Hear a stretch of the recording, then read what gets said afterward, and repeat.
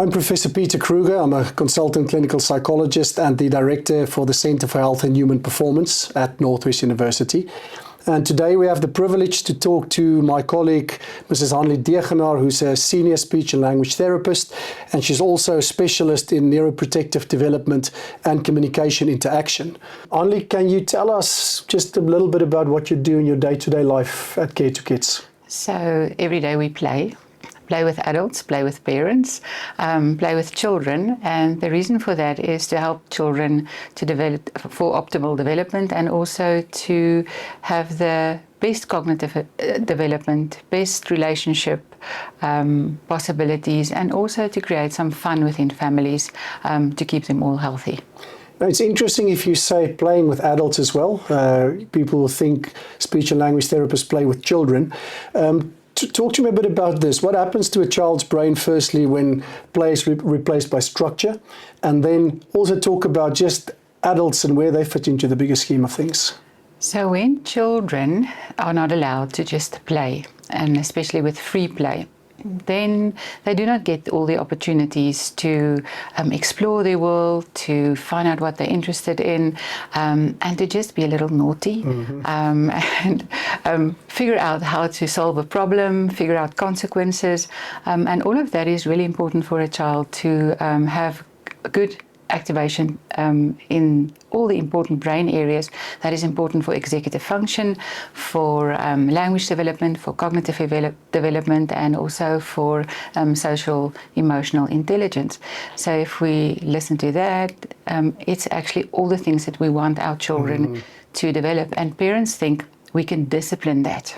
If we discipline, the child will develop that, and it's not true. There's an easier solution. Parents can play with their children. And what we do know is if we give them too much structure, we play with specific toys, they have to go from this stimulation group to that stimulation group.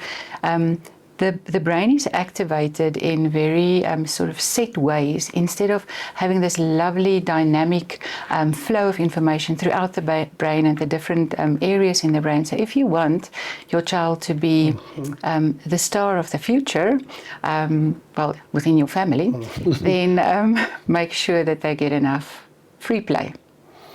Now, technology and understanding of what's going on in the brain is definitely making things easier for us. But how is 3D mental models and movement shaping real-world problem solving?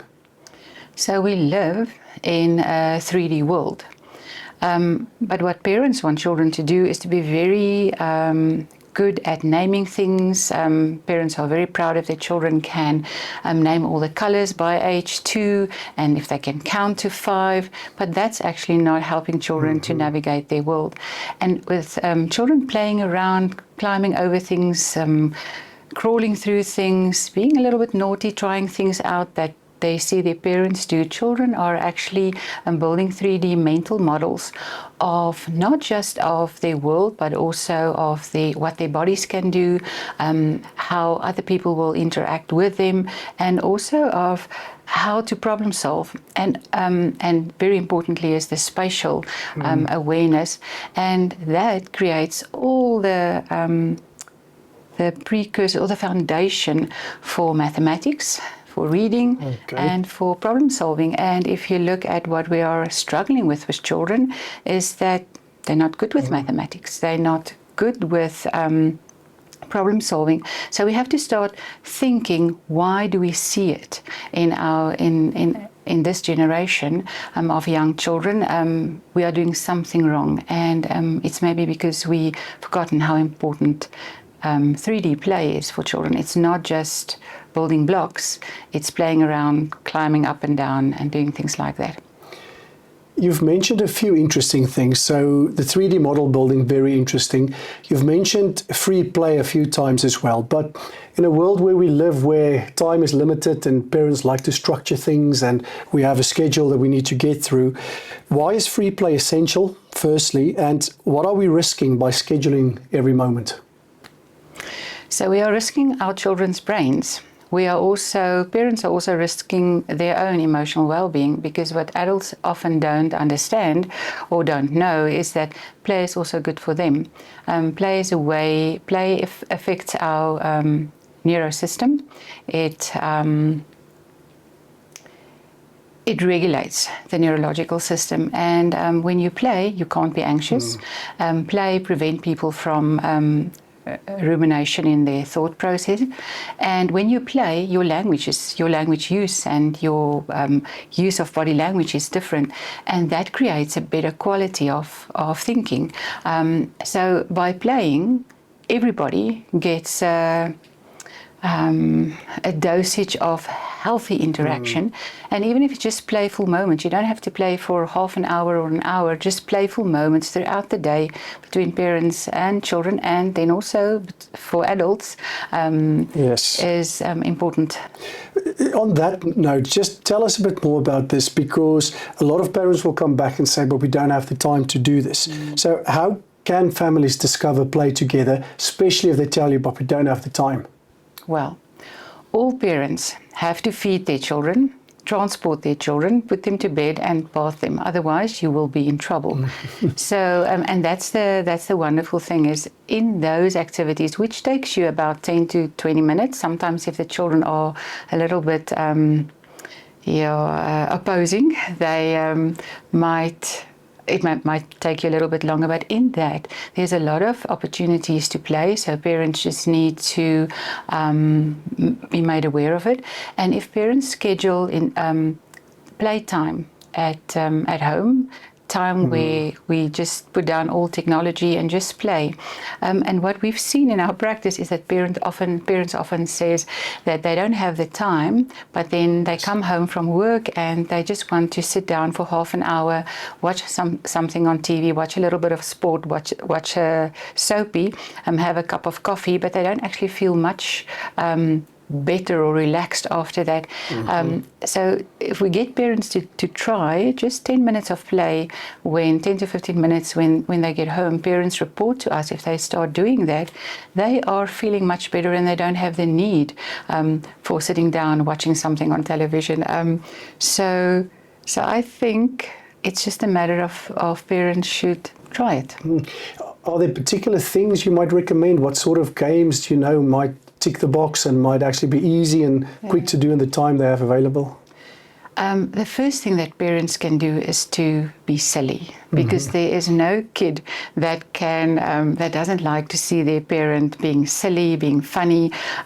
So parents can just sabotage something instead of sitting on the couch.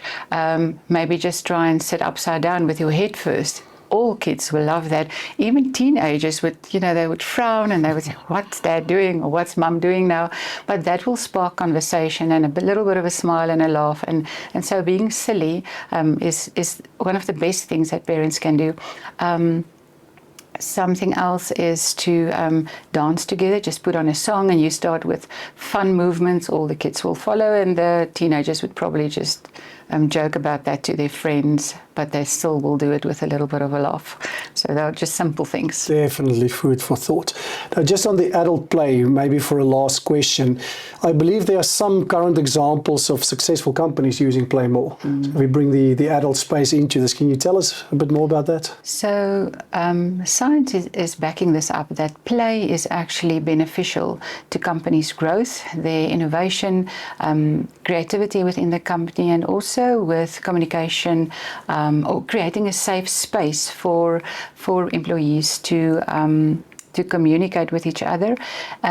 So that's quite interesting. And so some of the companies like Netflix, which we all know, Google, I think is one of those that people might have seen examples of what their workspaces look like.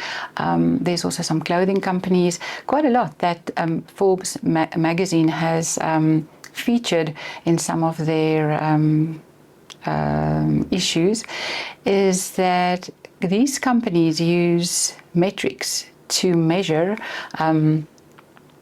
if play is really having an effect in the company, and we see that they are increasingly using play because the benefits to protect their workforce from burnout, from anxiety, and also grow the company has been shown, and they've been successful with that. Well, it's fascinating stuff. And I think the answer is quite simple. You don't have to spend a lot of time, effort, and money on things to be happy and have good well-being. It seems like a very simple factor such as play can have a very positive impact on both children, brain development of children as well as adults. So, Hanli, thank you very much for the insightful questions you've answered today. And if anybody needs some more information, please feel free to get in touch with Care to Kids at the CHHP.